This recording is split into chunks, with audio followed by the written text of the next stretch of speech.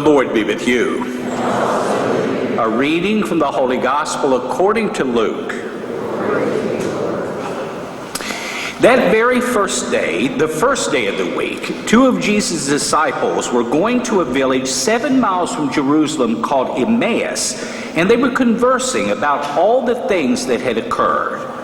And it happened that while they were conversing and debating, Jesus himself drew near and walked with them, but their eyes were prevented from recognizing him. He asked them, "What are you discussing as you walk along?" They stopped, looking downcast. One of them, Cleopas, said to him in reply, "Are you the only visitor to Jerusalem who does not know of the things that have taken place there in these days?" And he replied to them, "What sort of things?" They said to him, "The things that happened to Jesus the Nazarene, who was a prophet, mighty in deed and word before God and all the people. How our chief priests and rulers both handed him over to a sentence of death and crucified him. But we were hoping that he would be the one to redeem Israel. And besides all this, it is now the 3rd day since this took place. Some women from our group, however, have astounded us. They were at the tomb early in the morning and did not find his body. They came back and reported they had indeed seen a vision of angels who announced that he was alive. Then some of those went with us to the tomb and found things just as the women had described. But him they did not see." And he said to them, "Oh, how foolish you are!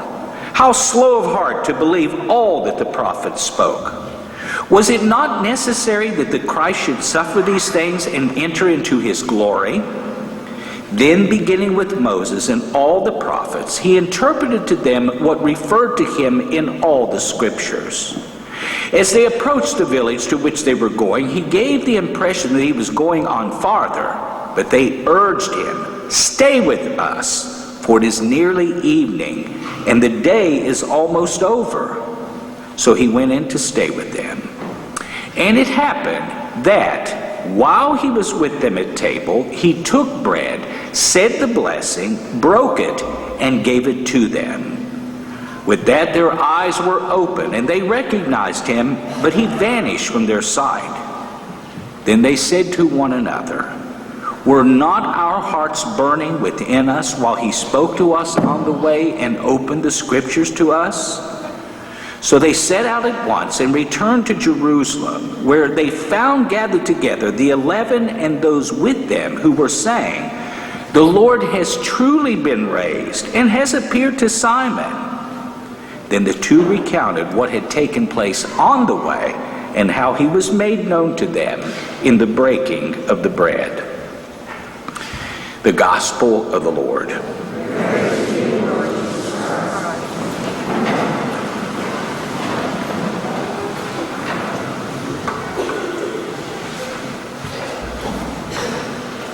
As I shared with you, all 4 Gospels, Matthew, Mark, Luke, and John, give us accounts about the appearances of Jesus on Easter or shortly thereafter, Easter Sunday. Today's gospel is found only in St. Luke, and I must admit to you, having done my doctoral work in Luke's gospel, this is my favorite of the Easter stories. It's a very powerful story.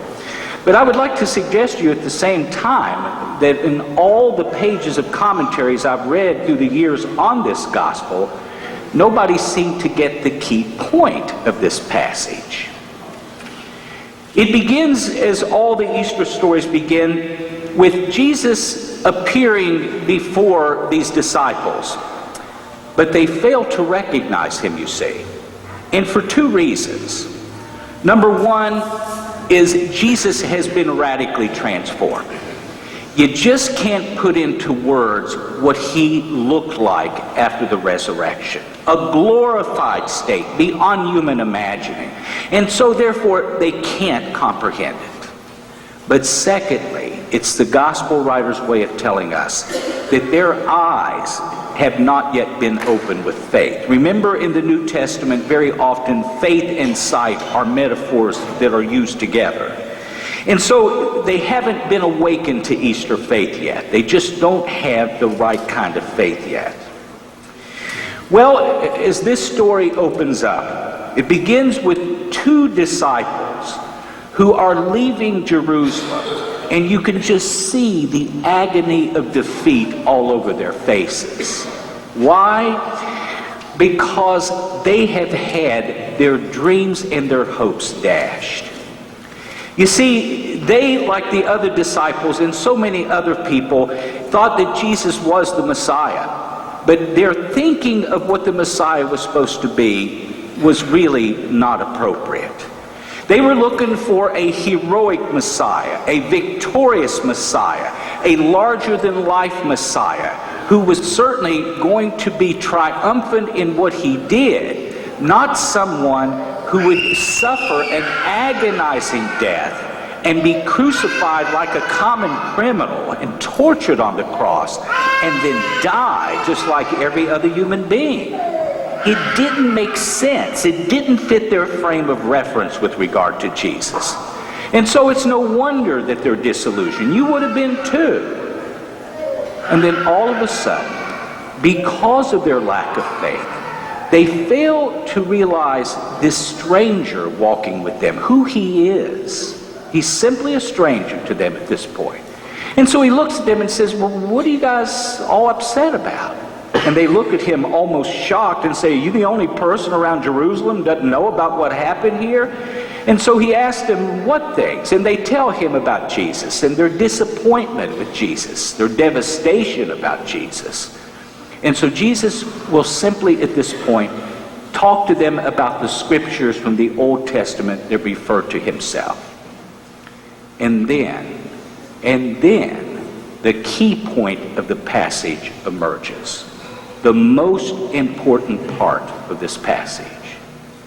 They've been talking so long and they're so caught up in conversation, we've all been through those experiences before, that they fail to realize that the day's coming to an end. The sun is about to come down. And then they remembered something very important that was a part of their Jewish roots and also a part of one of Jesus' teaching. When we look at the book of Genesis, chapter 18, verses 1 through 15, Abraham is on his property minding his own business when one day several strangers come on the scene. Unbeknownst to Abraham, these strangers, who look like adult human beings, are actually angels sent from God. Abraham feeds them. In fact, he kills a fatted calf. He throws a feast for these people and he takes care of it. And look what happens. They say to Abraham, just as they're departing, your wife living in the house there, Sarah, she's advanced in age and barren. She could never have children. 9 months from now, you will have a son named Isaac. Abraham's stunned. He goes in and tells his wife what these men had to say. And lo and behold, Sarah starts laughing in Abraham's face. 9 months later, Isaac is born. These angels were messengers sent from God in human form. And Abraham showed them hospitality, and God rewarded him. The letter of the Hebrews, chapter 13, verse 2, the author says to us, people have entertained angels by offering them hospitality without even recognizing what they were doing. And then we must always remember the words of Jesus in Matthew 25. When did you see me a stranger and welcome me? My point is this. When these men see that this stranger has no place to go, it's nighttime, rather than let him go off into the darkness on his own, they urge him, as this translation said, to come inside. Now I can tell you right now, the Greek verb that's used behind this word, urging, is much stronger than the English translation. What it connotes is they almost pushed him inside. They were not going to let this stranger get away. And look what happened. Because of that, this stranger came to their table, and did what Jesus had done in Luke 22 at the Last Supper scene. Took bread, blessed it, broke it, gave it to them. And all of a sudden, their eyes were open, and they recognized Jesus in the breaking of the bread. Here is my point, and the point that always gets overlooked. There would have been no recognizing Jesus had they not first shown hospitality to this stranger. Had they not welcomed this stranger, who was Jesus, into their home, he would have never been there to break the bread. Hospitality led to their coming to faith in Jesus. What's the point of this passage for us? Hospitality is essential for us. But you see, Catholics through the years have had a difficult time with hospitality. For us, very often, faith is a very personal and private thing, as it should be. Now, I remember years ago when I was up in Wheeling, when we first started talking about a ministry of hospitality. An older woman came up to me on the way out of church, and she was not a very happy person, and she said, "I don't need you or anybody else to welcome me into my parish. I've been a part of this parish since before you were born, priest." And I thought, whoa, we definitely want to put her name on the list. But something unexpected happened. Not too long after that, several months, her husband of many years died. She was away from the church for several months in grieving. She just couldn't bring herself to come back. But she did. And she was warmly welcomed by many people in that parish.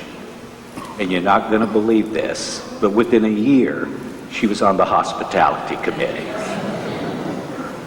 You know, I may not need you, Ann, to welcome me today. But the day will come when I will need a kind word from you. I'll need a kind and compassionate look, and maybe even a hug. Your being there for me is important. I've shared with you how Lent was so incredibly fruitful here in the parish. On Ash Wednesday, and just to give you some perspective, you see how many people are here at this Mass.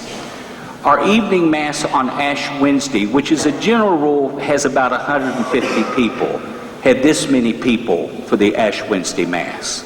All the Masses were at record level.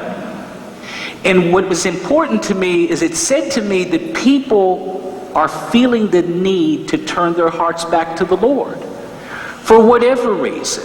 Maybe Neiman's Marcus did not fulfill all their needs. Maybe they just found that this economy turning south the way it is and the way it's going to stay south said to them there's something more important than the material realm. Who knows? But for whatever reason, a lot of people came here for Ash Wednesday and continue to come during Lent. But the amazing thing that happened to me were the number of confessions I heard during the Lenten season, during Holy Week, and shortly thereafter. It was amazing. And what was amazing, more than anything to me, how many times people came in and said, "Bless me, Father, for I have sinned.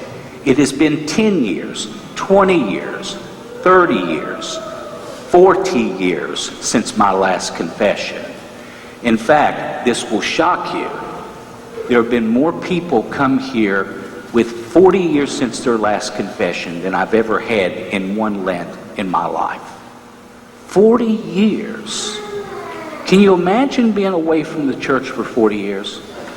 Now, being a scientist, I'm not going to let them get by without me doing a little investigating, you see.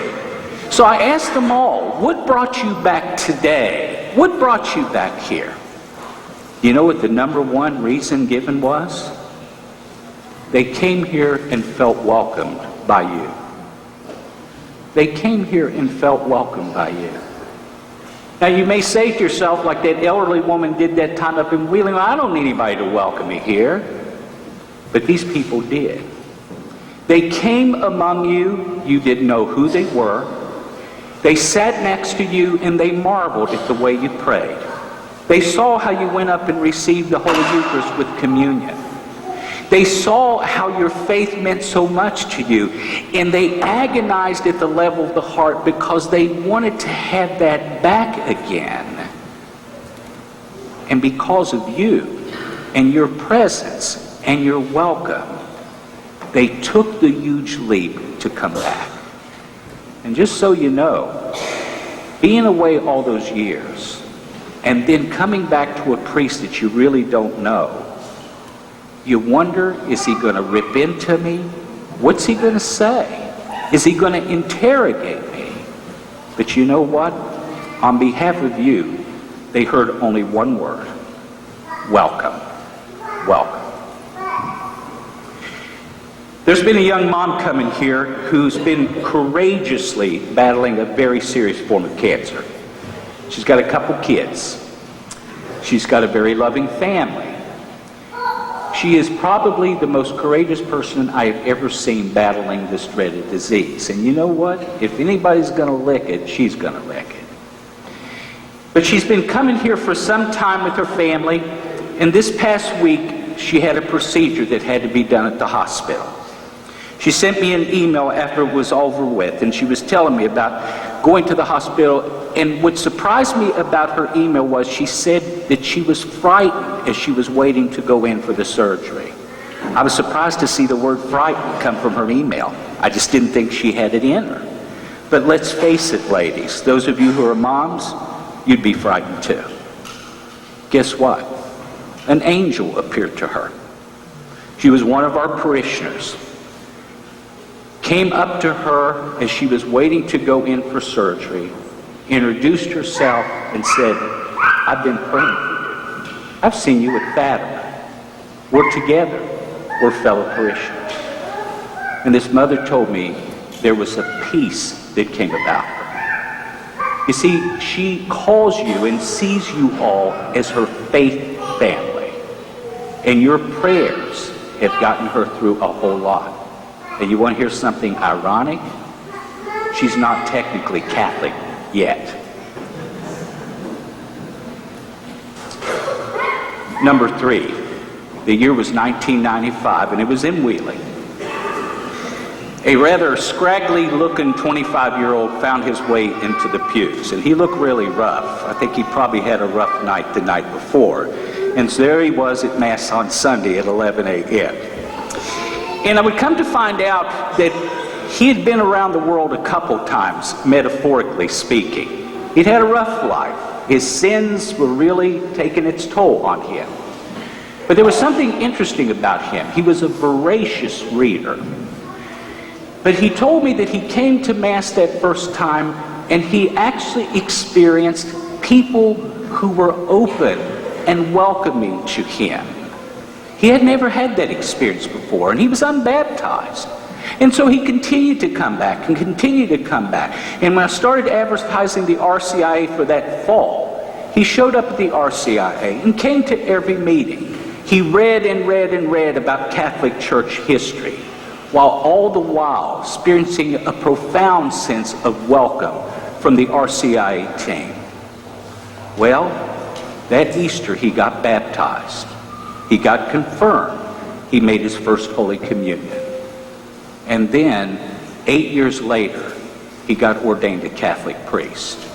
His name is Father Doug. And he will go down in the history of this diocese as one of the best priests we've ever had. What brought him to ordination?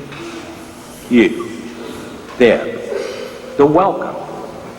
He felt so incredibly unworthy.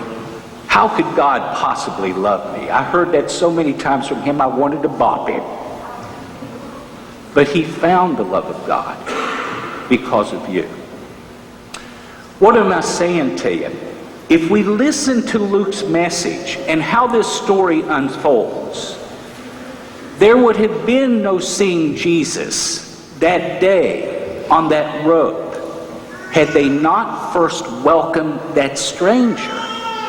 So hospitality is not an extra added attraction for us as Catholics. It is what we are called to do. Please never forget the words of Hebrews 13:2. In showing hospitality, some have entertained angels. You never know, my brothers and sisters, who the angel is in the pew in front of you, behind you, or to your sides. God may be reaching out to you this morning. May you always welcome him and his messengers, so that when you see the breaking of the bread, you may not just see bread broken, but the very presence of Jesus Christ.